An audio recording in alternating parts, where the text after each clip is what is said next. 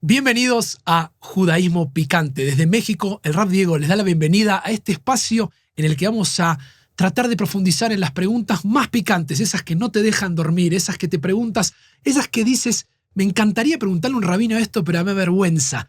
Esas que pican de verdad. Aquí las vamos a compartir, las vamos a explorar, vamos a descubrir juntos ese paladar que nos llena de emoción y de sabor cada vez que tenemos que responder preguntas inquietas. Lo importante es que te suscribas, que puedas seguir cada una de estas preguntas, que me mandes preguntas. Vamos a tratar de responder todas las preguntas que nos mandes. Nuevamente, las que no te dejan dormir, aquí las vamos a responder. Pero hay algo muy importante que tienes que saber. Aquí no vamos a hacer alajá en términos de lo que tú debes hacer con tu vida. Vamos a explorar estas preguntas. Vamos a averiguar la tradición, qué es lo que dice, qué es lo que enseñan, cuándo empezaron, qué es lo que dicen los maestros sobre esto, qué es lo que hacemos hoy en la modernidad, qué ha pasado con nuestra historia y con estas preguntas y esta forma de vivir la vida. Pero después puedes hacer lo que tú quieras. Si te sirve lo que aprendes aquí, te lo llevas y lo vives. Si quieres olvidarlo, es tu decisión. Siempre tienes que poder optar por elegir lo que quieres hacer con tu tradición, con tu vida. Tú eres responsable de esto. Así que te doy la bienvenida y espero que puedas compartir conmigo esta experiencia y sumergirnos en lo más picante que hay. Nuevamente, no te olvides de suscribirte para recibir todas las actualizaciones, para saber todas las preguntas que vienen y dejarme los comentarios con las preguntas que tengas, con las que no te dejen dormir, y yo voy a investigar y tratar de contestarte todas tus preguntas. Así que, bienvenidos a este espacio, bienvenidos al Judaísmo Picante.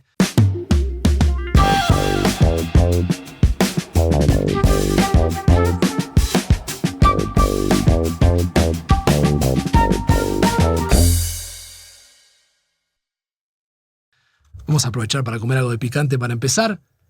La salsa verde dicen que es la peor. Pero bueno, vamos a probar. A ver cuán picante es esto para poder realmente empezar a degustar. Uy, es mucho. A ver.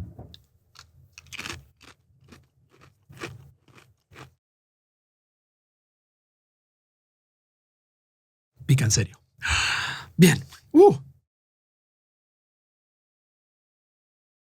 Vamos con la primera pregunta picante. La primera pregunta que nos han mandado, que nos han preguntado y que siempre es lo primero que la gente ve, es lo que llama la atención. Vamos a explorar eso que la gente imagina del judío cuando lo ve, el símbolo típico del judaísmo. Aquel que cuando alguien entra a una sinagoga y si no tiene esto, empieza una escena que la gente no sabe qué hacer. Se pone nerviosa, le dicen que por favor que salga, le traen algo, se acercan, permiso, cuidado. Es toda una cosa tremenda cuando la persona no tiene puesta la kipá. Vamos a explorar lo que la gente dice, el gorrito de los judíos, la kipá. ¿Qué es este símbolo? ¿Qué es la kipá? Vamos con las preguntas más picantes de la kipá. Por ejemplo, ¿se puede poner una mujer una kipá? ¿Es obligatorio usar kipá todo el día? Estas son preguntas picantes. No voy a tener tiempo de ponerle picante a cada una de estas cosas porque voy a estar mucho tiempo, pero voy comiendo. Tengo la lengua igual en llamas, pero todo bien. Entonces, vamos a responder. Primero tengo que tragar, ¿no? Bien. El término kipá. ¿Qué significa la kipá? ¿De dónde surge esta palabra? ¿Qué es la kipá? La palabra kipá quiere decir cúpula o bóveda. Y eso ya nos va a llevar a algún lado familiar, el lado del mundo cristiano. Epa, ¿no es un espacio judío este? Sí, pero la kipá, tal cual la conocemos como una especie de bóveda, en realidad no necesariamente este diseño es de origen judío, sino que es de origen cristiano. Pero eso no significa que cubrirse la cabeza no sea de origen judío. Y así es como empieza la historia de esta kipá. Entonces, ¿dónde encontramos la palabra kipá en la Torá? ¿Dónde encontramos la palabra kipá en el Tanaj? Recordemos, cuando hablamos de la Torá, hablamos de los rollos, los que están en la sinagoga, los primeros 5 libros de la Biblia, esos libros más sagrados de la tradición judía. ¿Quién de todos los patriarcas, quién de todos los personajes de la Torá se ponía kipá? Ninguno. No hay ninguna mención sobre la kipá. Entonces pasemos al Tanaj, al resto de la Biblia, no los rollos, toda la Biblia. ¿Dónde se menciona en la Biblia que se usaba kipá? En ningún lado. Entonces, ¿de dónde viene la kipá? ¿Cuál es la historia de cubrirse la cabeza? Aquí viene todo este relato fascinante para descubrir los secretos de tal vez el símbolo más reconocido en la calle de los judíos. ¿Y qué significa y cómo podemos entender su historia. Primero y principal, tomando estas ideas que dijimos, tenemos que entender algo. Si la kipá no es mencionada en la Torá, ni tampoco es mencionada en el Tanaj, muchas veces vemos hoy dibujos, incluso caricaturas, sobre personajes de la Torá. Nadie tiene una foto de Abraham, de Moisés, de ninguno de los que figuran en la Torá. No tenemos ninguna descripción. De hecho, la Torá misma no describe mucho de los personajes de la Torá. No sabemos cómo eran. De Moisés solamente sabemos que era humilde. No sabemos si era alto, si era bajo, si era gordo, si era flaco, si tenía ojos claros, ojos oscuros. De nadie sabemos nada. Así que cuando ustedes ven una foto, un dibujo, una caricatura de algún personaje bíblico que está con una kipá, es lo que se llama un anacronismo histórico. Es una ficción. Es usar algo que no existía y ponérselo en ese momento. Cuando alguien hace eso, simplemente está tratando de establecer una especie de paradigma, una especie de forma de cómo debería ser un judío, de qué debería lucir en su cabeza. Pero la realidad es que ninguno de los personajes de la Torá usaban kipá. No está mencionado. Lo que sí aparece no en la Torá, sino en el Tanaj, es el tema de cubrirse la cabeza. Usar algo para tapar la cabeza de las personas. Y en casos en que la Torá, en el Tanaj, en realidad es el que menciona esto, lo hace en términos de una persona que está de luto, está en un periodo de duelo. Cubrirse la cabeza en el mundo bíblico, cuando nuestros antepasados vivían hace miles de años atrás, se cubrían la cabeza en señal de duelo. Nada más que por eso es lo que podemos leer desde el Tanaj. No tenemos ninguna otra información al respecto. Y dicho sea de paso, mucho de lo que estoy hablando y mucho estoy explicando, vamos a compartir las fuentes. Para quien tenga ganas de decir dónde en el Tanaj dice esto, no se preocupen, todo eso lo vamos a pasar, porque todo eso está escrito. Entre medio, un paréntesis, siempre desconfíen de cualquiera que les dice cualquier cosa que está escrita en la Torá o en el Tanaj, pídanle la fuente. ¿Dónde? Muéstreme dónde. Yo les voy a mostrar dónde. No aquí, pero después se los voy a mostrar y se los voy a mandar para que puedan mirar y confirmar y leerlo ustedes mismos. Así es como estudia un buen judío. Así es como estudia una persona seria la Biblia. Tiene que ir a buscar esta información. No tiene que confiar en lo que cualquiera le dice. O no importa si la persona sabe mucho. Nosotros siempre debatimos a partir de un texto. El texto es el ancla y también nos da alas para volar. Así que cuando discutimos textos. Entonces, en el Tanaj, en la literatura más antigua judía, cubrirse la cabeza era una señal de duelo y de estar de luto. ¿Cuándo empieza a cambiar esto? ¿Cuándo empieza a aparecer algo distinto con respecto a lo que es cubrirse la cabeza en señal de otra cosa? Y eso recién va a aparecer en la era talmúdica. Más adelante, miles de años después del Tanaj, es cuando aparecen los rabinos. En el Talmud, que es el texto fundacional del judaísmo de los rabinos, es cuando empezamos a leer ciertos fragmentos donde se menciona que hay ciertos rabinos que se cubren la cabeza por razones muy específicas. No porque están de duelo, sino porque siguen ciertas prácticas. Y aquí vemos una transformación. El hecho de que el Talmud lo menciona ya nos dice que había gente haciéndolo desde antes. Es decir, es una fotografía de un instante que nos cuenta algo que venía pasando. Y ahí tenemos que decir, ok, hubo un tiempo en el cual la gente o algunas personas empezaron regularmente a cubrirse la cabeza más allá del duelo que era mencionado en el Tanaj. Es un cambio generacional. ¿Cuándo? ¿En qué momento? Y nuevamente, es importante entender qué es la literatura rabínica, qué es el Talmud, qué son estos textos, porque están miles de años después que la Biblia. La literatura rabínica son los textos creados por los rabinos mismos. Aproximadamente aparece el primer texto de la tradición oral rabínica, que se llama la Mishnah, en el año 200 de la era común. Y por supuesto, viene de una tradición anterior. Pero recién ahí empieza el primer texto.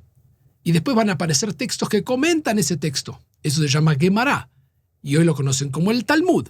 El Talmud es la compilación de la Mishnah, de la primera obra de la tradición oral de los rabinos, las enseñanzas de los rabinos, y la Gemara es el comentario a eso. Ambas cosas forman el Talmud, y es lo que los judíos estudiamos desde hace miles de años. Nuestro judaísmo no es bíblico. Leemos la Biblia, leemos la Torá, pero a través de la mirada, de la lente, del filtro de estos grandes sabios, de los rabinos. del Talmud, que son llamados Hazal, en hebreo, Jajamim Zichronam Libraja, los sabios de bendita memoria.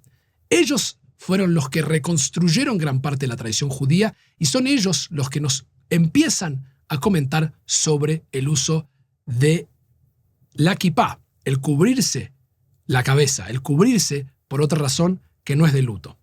Entonces tenemos, por ejemplo, algunos textos. En Bereshit, Rabá. Esto es un midrash, es una enseñanza de los rabinos. Los sabios comparan las distintas formas en que los hombres y las mujeres se cubren la cabeza.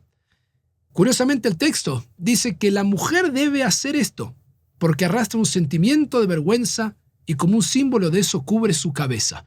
Es decir que, siguiendo el midrash que teníamos los rabinos, al menos en este midrash, no sabíamos si los hombres se cubrían la cabeza, pero las mujeres sí. El midrash antiguo dice que una mujer en público tiene que salir con la cabeza cubierta. El sentimiento de vergüenza que está este midrash y esta explicación de los rabinos es que la mujer está vinculada con haber sido la primera que le dio de comer a Adán en la serpiente y todo ese episodio, y por eso tiene una vergüenza histórica y por eso debería cubrirse la cabeza. Tema polémico, para más adelante también poder debatirlo. Saltando a otro texto, ya en el Talmud, Rav Kahana dice que era un hombre muy importante y que utilizaba un pañuelo en su cabeza. Sin embargo, dice el Talmud, para el común de las personas esto no era así. Por lo tanto, lo que están diciendo es que si Rav Kahana se cubría la cabeza, pero el resto de las personas no lo hacía, evidentemente no era una práctica común, era una práctica que solo hacían algunas personas distinguidas, entre ellas Rav Kahana. Se pone picante. Otra cita del Talmud. 10 cosas que se dicen sobre la copa cuando se hace la bendición, cuando uno bendice. Figura entre todos los sabios que algunos se envolvían en su talit, y Rav Asi dice, se ponía un pañuelo sobre su cabeza. Hay que masticar, además de hablar. Es decir, que para ciertas ocasiones, la segunda fuente del Talmud, si la primera me dijo que cada tanto lo hacía alguna persona sola, la segunda fuente del Talmud me está diciendo que solo lo hacía para decir oraciones, para decir bendiciones, para agradecer o para poder decir una brajá, una bendición del vino. Había un rabino que se cubría la cabeza. O sea que la segunda fuente no es todo el tiempo, según para alguna ocasión especial, y eso es para bendecir. La tercera fuente es tal vez una de las más interesantes. Rav Huna, el hijo de Rav Yoshua, no acostumbraba a caminar 4 codos con la cabeza descubierta y decía, la Shekhinah, la presencia divina, está sobre mi cabeza. 4 codos, en el mundo antiguo no había centímetros, las distancias se medían utilizando referencias del cuerpo, así que 4 codos era una medida de distancia, y esto era que la persona no caminaba sin tener algo en su cabeza. ¿Por qué dice el texto? En señal de reverencia, de respeto o de temor. Estamos viendo la evolución de algo que no existía, que nadie lo hacía, sino por un tema de luto, como vimos, y que de a poco empezamos a ver. Algunos lo usan para decir bendiciones, otros porque son muy piadosos, otros lo hacen por reverencia, por respeto, por sentir que hay algo más arriba de uno que la propia cabeza, por temor a Dios. Finalmente, el Talmud trae otra más. La madre de Rabbi Nachman bar Yitzhak le fue dicho por los astrólogos, tu hijo será un ladrón. Y por este motivo ella nunca le dejó estar con la cabeza descubierta, diciéndole, cúbrete tu cabeza para que el temor del cielo esté sobre ti, y reza. Él no supo realmente, dice el Talmud, por qué ella le había hablado de aquellas cosas. Y un día estaba sentado estudiando bajo una palmera, se cayó un dátil sobre su cabeza, alzó sus ojos y vio la palmera.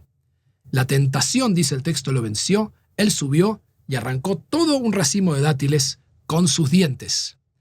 Es decir, que el uso de la kipá ahora está metido en una historia que lidia con un tema de control. O sea, la persona tiene que controlar si la kipá le sirve como una forma de recordar cómo se maneja en el mundo, cómo actúa, y tiene que tener algo de control en su vida.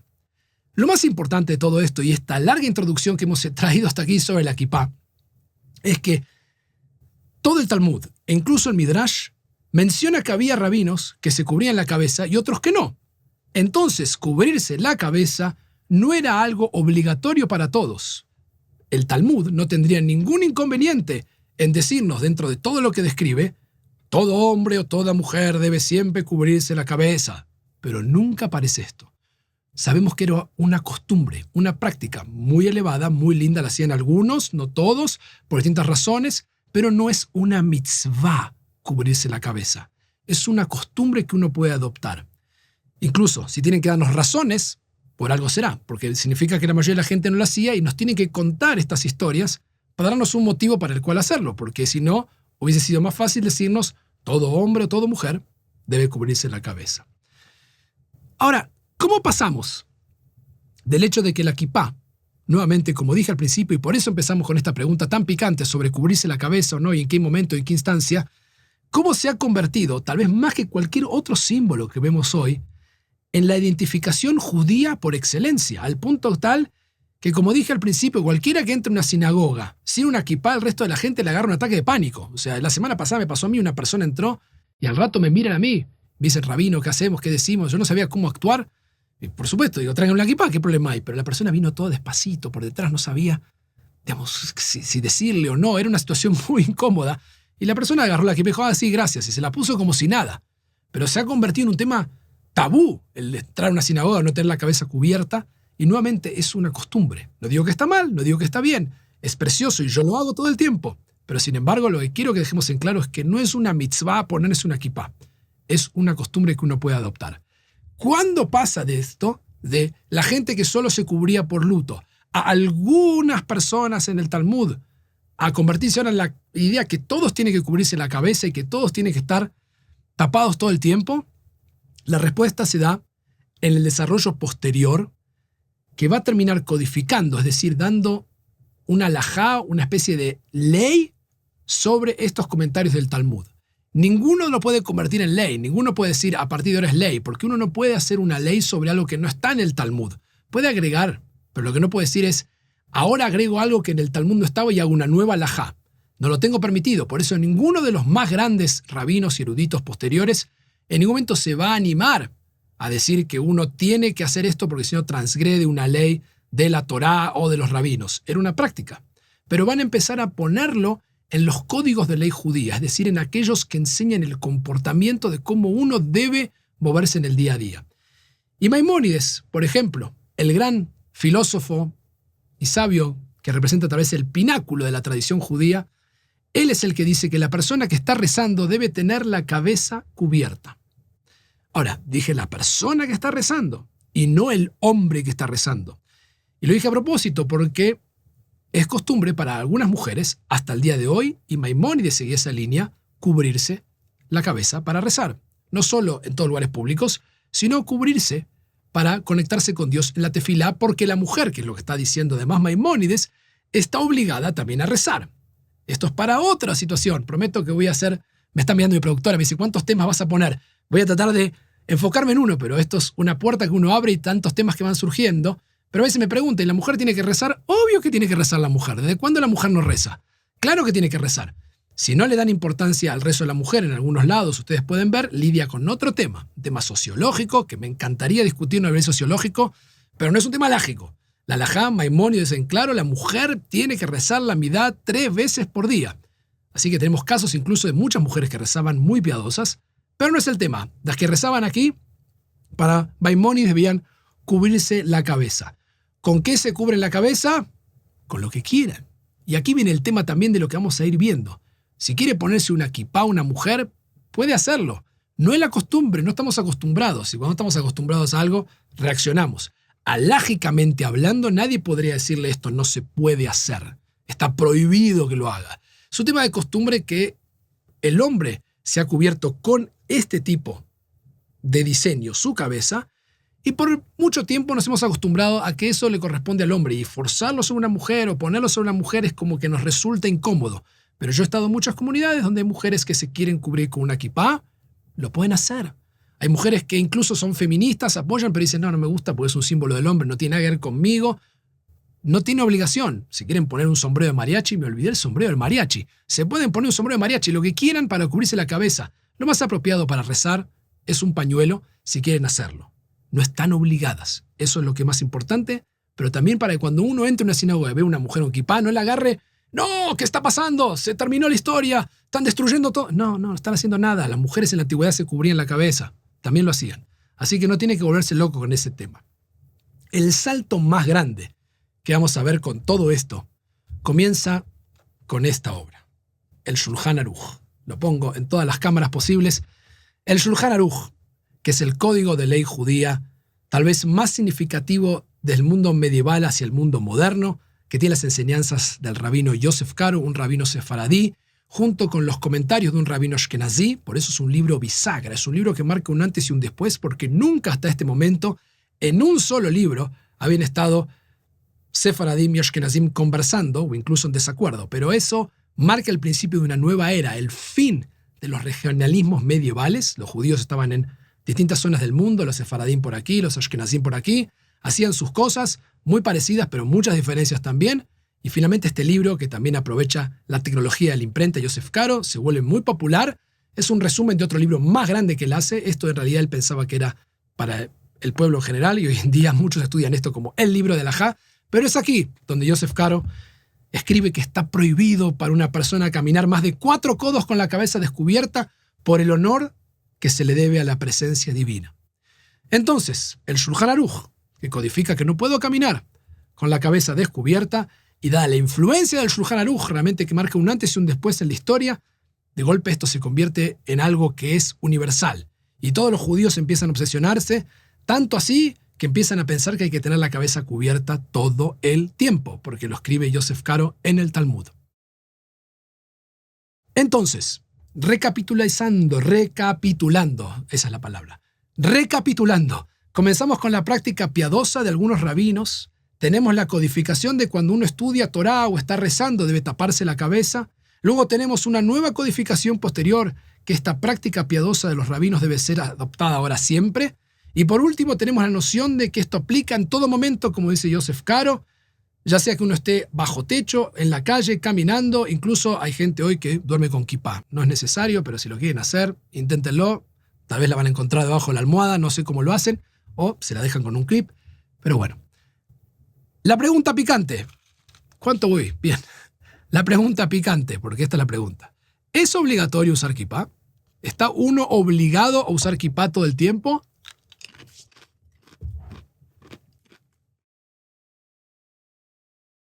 La respuesta es no. No está obligado, no es alágicamente que uno tiene obligación de usar la kipá. Al punto tal que si una persona no puede conseguir un trabajo, se le perjudica por la kipá. Varios rabinos, entre ellos Moshe Feinstein, uno de los grandes rabinos de esta generación, de este tiempo, dijo que la persona se puede sacar la kipá si eso perjudica el conseguir un trabajo, porque es más importante que consiga un trabajo a que siga esta costumbre, desde su perspectiva. Si uno es llamado a dar testimonio, esto es un caso real que se estudia, si uno es llamado a dar testimonio en una corte, la Torá lo obliga a uno a hacer eso. Y si uno tiene una kipá y el juez le dice sáquese la kipá, porque puede modificar o perjudicar el veredicto, uno se tiene que sacar la kipá, porque ir a testificar es de la Torá, está escrito, pero cubrirse la cabeza es una costumbre, como vimos, no es algo que uno está obligado. Habiendo dicho todo esto que hemos explicado hasta aquí, la pregunta es, ¿por qué entonces yo me cubro la cabeza todo el día o los judíos nos cubrimos la cabeza todo el día? Y esto justamente es entender la esencia del judaísmo picante. Uno puede profundizar, estudiar, tiene que ir con toda la máxima capacidad de la razón que uno tiene. Adin Steinsaltz, uno de los más grandes talmudistas de nuestro tiempo, dijo, el judaísmo nunca se hizo famoso por generar gente mediocre. Por el contrario, vemos que Dios nos regala la capacidad de pensar, nos da el instrumento del raciocinio y usamos la máxima de nuestra capacidad para tratar de responder, pensar, pero entendemos igual de todas maneras que hay algo que nunca vamos a entender. Hay un misterio que nunca vamos a poder develar. Y sin embargo, no renunciamos a nuestra razón, sino que usamos todas nuestras capacidades para razonar al máximo que podemos y de esa manera explorar y, como dije al principio, tomar la decisión ya con conciencia, ya con razón, ya con fuentes, habiendo explorado, entendido. Y después de eso, hacemos lo que queremos o cada uno es responsable de hacer lo que uno quiere con su tradición, con su entendimiento, a partir de que seriamente elija los textos y también las comunidades a las que pertenece. Si uno es una comunidad en la que todos se cubren la cabeza, ¿para qué sirve ir a pelearse con todos? Si uno no quiere cubrirse la cabeza, vaya a otro lado. Pero tampoco sirve hacer cosas o criticar a otros si uno entiende por qué el origen. Y de eso es lo que hacemos aquí. Por eso vamos ahora a explorar la siguiente pregunta. ¿con qué se cubrían la cabeza los judíos? Si no existía la kipá y uno puede elegir usarlo y hacerlo, y yo me ven que uso kipá todo el tiempo, es una decisión mía, al final les cuento el porqué o mis razones, si les sirve úsenlas y si no, busquen las propias. La pregunta es, ¿con qué se cubrían los judíos la cabeza? Si la kipá, tal cual como la conocemos hoy, aún no se había creado. Aparte, miren las distintas kipot que hay hoy, vale todo. Esta la tengo de cuando viví en Hong Kong, alguien mandó en China a hacer una kipá con dibujos chinos. Esta fue una otra boda que hice, en un lugar medio que había una especie de jungla, y aquí tienen. O sea, los colores, la variación, son lo que quieran, de distintos tipos, algunas más grandes como de tela. Uno puede ponerse lo que quiera en su cabeza y no está obligado a tener un modelo especial. De hecho, el color de la kipá o el estilo de la kipá también le dice a uno en qué grupo uno está o pertenece. Son formas de también mostrarse, como una kipá negra pertenece a un grupo, una kipá que es tejida a otro grupo. Son formas también de separarse o identificarse con otros grupos. Hasta ese momento, hasta que se aparece este tipo de kipá, ¿con qué se cubría la cabeza los judíos? La respuesta es muy simple, con un sombrero, ni más ni menos. ¿Y qué sombrero? Ningún sombrero especial, el sombrero de moda, el sombrero que se usaba en ese periodo, que encontraban alrededor. En el mundo antiguo era muy común para todas las personas utilizar sombreros. Si han visto fotos o videos de antepasados, van a ver que todos tienen sombrero. Era muy común cubrirse la cabeza. La diferencia tal vez es que en algunos periodos históricos a los judíos se les pedía que se cubrieran con algún sombrero especial para identificarlos. Pero si no les pedían eso, si no los obligaban a portar, como fue en la época del Holocausto, una estrella amarilla, les permitían usar lo que quieran, los judíos usaban la ropa del lugar. Eso se viene en la próxima pregunta del judaísmo picante. ¿Qué pasa con la ropa?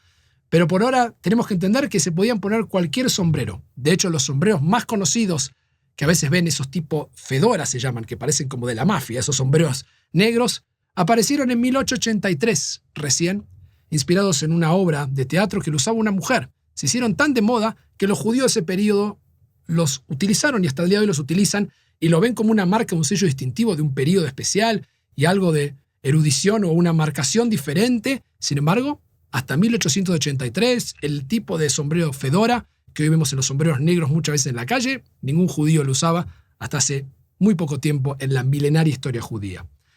Finalmente, la pregunta que estamos esperando, ¿dónde se crea la kipá? ¿Cuándo aparece esto? Nuevamente, ¿cuándo aparece este diseño? Y esto aparece ni más ni menos que en Italia. Viene de lo que se llama el zucchetto, que tal vez le suene a la palabra zucchini. Literalmente, es una calabaza. Tiene de ahí el origen de la palabra. Pequeña calabaza, pequeño zapallo. Y este término se utiliza para una pequeña gorra que empezaron a utilizar los clérigos de la iglesia porque tenían frío. Entonces, para taparse, usaban una especie de gorra porque abrían las puertas de las iglesias, entraba mucho viento y les daba mucho frío, porque parte de la tradición de ellos era pelarse la cabeza. Entonces tenían mucho frío e inventaron una especie de gorrito para cubrirse en los rezos y no tener frío en la cabeza. Y los judíos dijimos, esto es súper práctico. ¿Por qué? Porque en algún momento de la historia lo que pasó es que se fue mal visto usar un sombrero adentro de un lugar cerrado. La gente entraba, cambió la moda, y la gente antes entraba con un sombrero y se sacaba el sombrero. Y no estaba bien visto. De hecho, yo a veces estoy en algunas casas cerradas con una gorra. Yo uso generalmente, si no estoy, con kipá cuando estudio, cuando rezo, pero si no ando con este tipo de gorras, se puede usar cualquier cosa, esto porque me cubre por el sol. O sea, puedo usar esta gorra. En invierno tengo mi boina, un poco más abrigada. Tengo que comprar una nueva. Pero puedo cubrirme con lo que quiera. Tiene que ser algo práctico, no tiene que ser algo necesariamente especial o religioso porque no es un ítem religioso. Pero en un momento quedó mal visto usar gorras dentro de la casa. Y dicho, cuando alguien entra a mi casa y me ve con estas gorras, a veces llama la atención. ¿Qué hace sentado con una gorra en la casa? Y como cambió la moda, esto fue el mejor diseño que se inventó y los judíos lo tomamos. Y lo tomamos para tener la cabeza cubierta todo el tiempo con esta especie de gorrito, para poder estudiar, para poder comer, para poder recibir bendiciones y no estar preocupados de estar con un sombrero dentro de un departamento o una casa que es cierto que queda raro cuando entra a una casa y uno ve con un sombrero. La costumbre es sacarse el sombrero. Y de ahí surge el zucchetto, un invento italiano maravilloso del mundo cristiano que los judíos adoptamos. Adoptamos muchas más cosas, pero quedará para otra pregunta picante. Muy bien. ¿Cuándo sucede finalmente la popularización de la kipá? ¿Cuándo sucede que la kipá la usa todo el mundo? Tenemos textos sociológicos de esto. Esto sucede recién con Medinat Israel y especialmente Después de la Guerra de los 6 días, en Estados Unidos empieza la gente a usar con orgullo la kipá en todos lados. Es un símbolo de mostrarse, aquí estoy. Estoy orgulloso y muestro mi identidad y no tengo miedo y llevo la kipá a todos lados para que todos me miren, me identifiquen como judío. Estoy dando un adelanto a lo que se viene en la siguiente pregunta del judaísmo picante. Es mostrarse y querer decirle a todo el mundo, aquí estoy y no me da miedo y por eso uso la kipá todo el tiempo. Por eso es algo muy moderno y es una prueba, para muchos es una prueba de su judaísmo, de sentirse orgulloso, de que no tienen miedo, y es a partir de ese momento que se convierte en una especie de práctica universal con Medinat Israel moderno, donde todos en Israel, uno va a Israel y ve kipá por todos lados, que no era lo común antes, la gente no estaba obligada y no era necesario, pero ahora se lleva y se empieza a expandir y se usa por todos lados. La pregunta que siempre me hacen, y la dije antes y la vuelvo a responder, ¿pueden las mujeres usar kipá? Nuevamente, la kipá es una opción, no es obligatorio. Si quieren usarlo, pueden hacerlo. Si quieren cubrirse con cualquier otra cosa, lo pueden hacer. No están obligadas, pero la kipá, como dijimos históricamente, tiene mucha connotación, especialmente este diseño de los hombres, y por eso hay mujeres que no quieren adoptar eso para cubrirse la cabeza, y hay mujeres que sí lo quieren hacer a propósito, justamente para traer una nueva manera de ver o relacionarnos en el mundo moderno en que vivimos, y la relación entre que la mujer de hoy no es la misma que la mujer de hace 100 años, del periodo bíblico, ni del Talmud. Quiero concluir con un comentario personal de por qué uso la kipá y qué representa para mí. Para mí sí es bueno usar kipá todo el tiempo. Habiendo dicho todo esto, si alguien me pregunta, yo diría, yo sugiero que usen la kipá todo el tiempo que puedan. Es un símbolo que primero lo identifica a uno como judío, no está obligado, pero es bueno hacerlo. De seguro recomiendo que lo usen para rezar, 100%, para comer, que uno va a decir bendiciones, 100%, para estudiar Torah, también lo puedo recomendar. Y lo que es también importante es que uno pueda saber que esto que uno hace, lo hace por una decisión personal y espiritual, porque no está obligado a hacerlo. Entonces nadie puede obligarlo a uno. Yo uso la kipá todo el tiempo por algunas de las razones que di en el Talmud. Básicamente la primera es que me recuerda siempre mi responsabilidad. No solo como rabino, que es lo que uno esperaría, sino yo hablo como cualquier judío o judía que quiera cubrirse la cabeza. Es recordar que hay algo más que uno en este mundo, más grande que uno. No soy la última autoridad, me recuerda humildad, me recuerda algo de reverencia, de que no puedo decir lo que quiero, no puedo tratar a la gente como quiero, no puedo hacer lo que se me antoja. Esto me recuerda que tengo algo arriba, que es más grande que mi propia decisión final de ver el mundo. No soy yo el fin de la historia. Y esa es la razón por la cual me cubro la cabeza continuamente, para recordar que hay algo más, para que me ayude eso a manejar mi control, para manejar cómo me comunico, qué es lo que digo, qué es lo que quiero decir y cómo me muevo y lo que la gente ve de mí. Es una manera tanto externa como interna de recordarme esta relación con Dios. Y por eso invito a cualquiera que quiera sentir esa espiritualidad que lo haga, nuevamente entendiendo que es una forma de relacionarse con algo más grande que uno mismo.